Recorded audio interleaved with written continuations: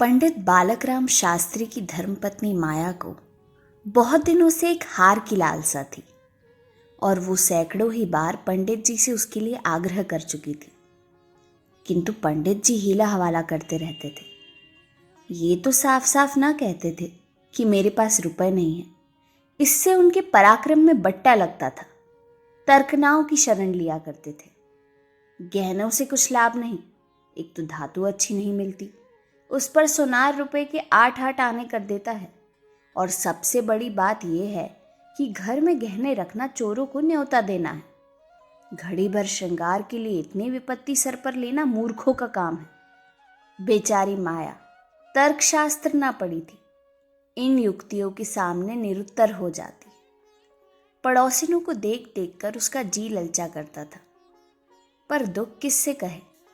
यदि पंडित जी ज्यादा मेहनत करने के योग्य होते तो ये मुश्किल आसान हो जाती, पर वे आलसी जीव थे। अधिकांश समय भोजन और विश्राम में व्यतीत किया करते थे। पत्नी जी की कटुक्तियां सुननी मंजूर थी, लेकिन निद्रा की मात्रा में कमी न कर सकते थे। एक दिन पंडित जी पाठशाला से आए तो देखा कि माया के गले में सोने का हार विराज रहा है। हार की चमक से उसकी मुख ज्योति चमक उठी थी।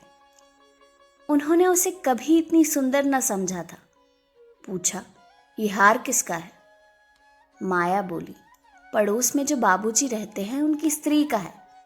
आज उनसे मिलने गई थी, ये हार देखा, बहुत पसंद आया, तुम्हें दिखाने के लिए पहनकर चली आई। बस ऐसा ही एक हार मुझे बनवा दो।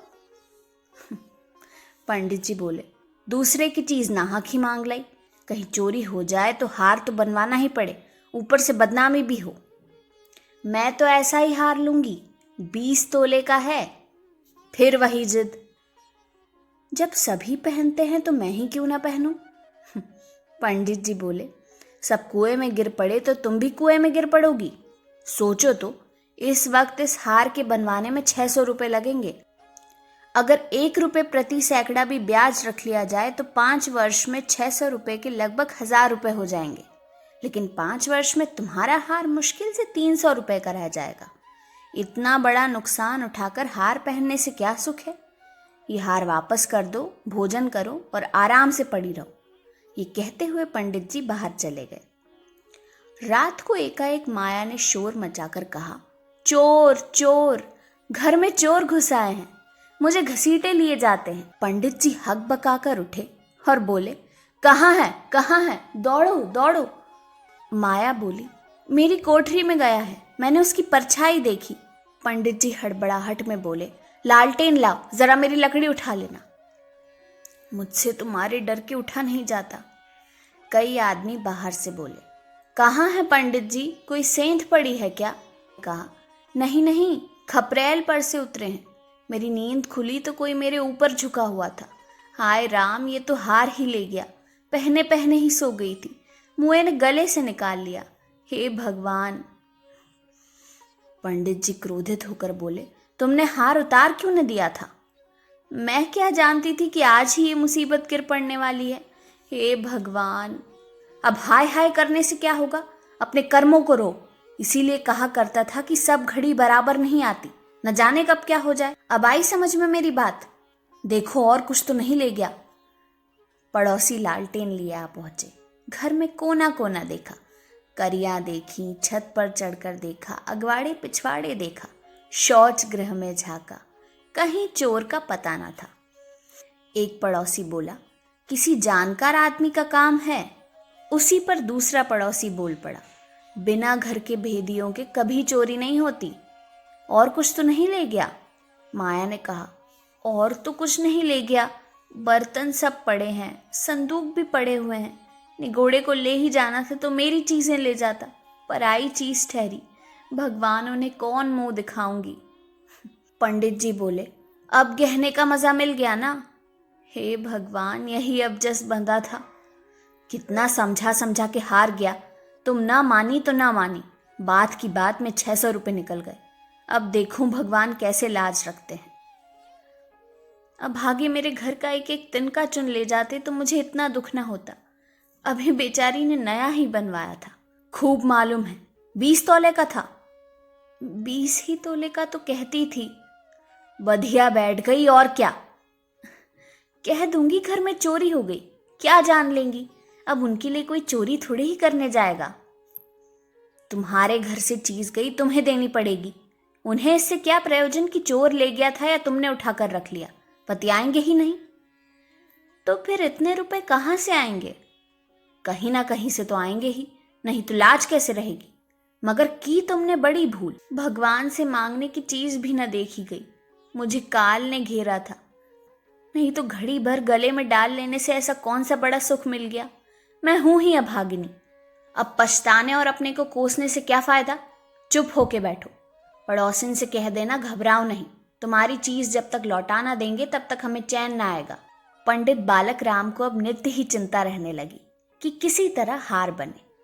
यूं अगर टांट उलट देते तो कोई बात न थी, पड़ोसिन को संतोष ही करना पड़ता, ब्राह्मण से डांट कौन लेता।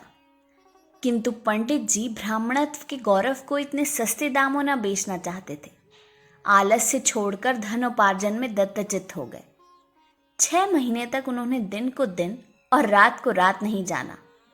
दोपहर को सोना छोड़ दिया, रात को भी बहुत देर तक जागते। पहले केवल एक पाठशाला में पढ़ाया करते थे, इसके सिवा वो ब्राह्मण के लिए खुले हुए 101 व्यवसायों में सभी को निंदनीय समझते थे।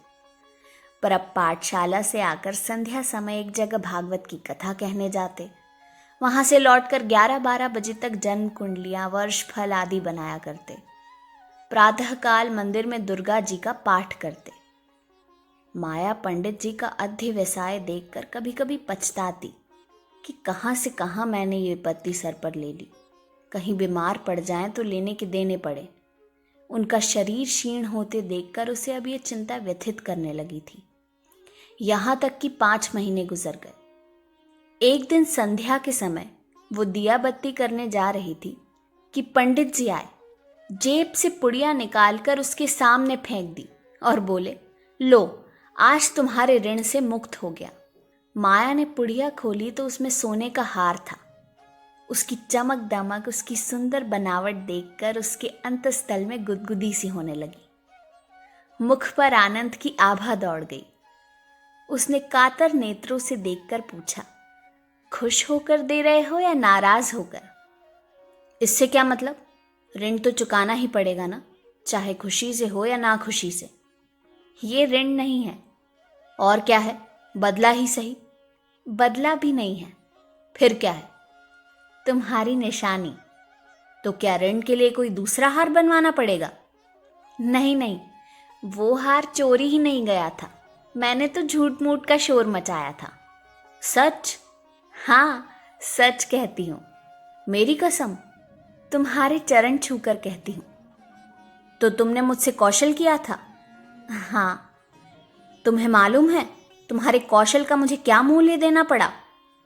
क्या 600 रुपये से ऊपर? बहुत ऊपर।